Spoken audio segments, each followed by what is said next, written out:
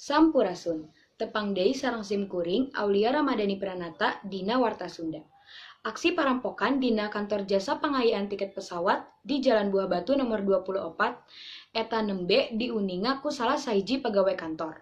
Kira-kira tabu 7 leuwih 45 menit. Dina waktos eta panto kantor teh parantos dina kaayaan kabuka. Sareng gembokna anu geus diruksak.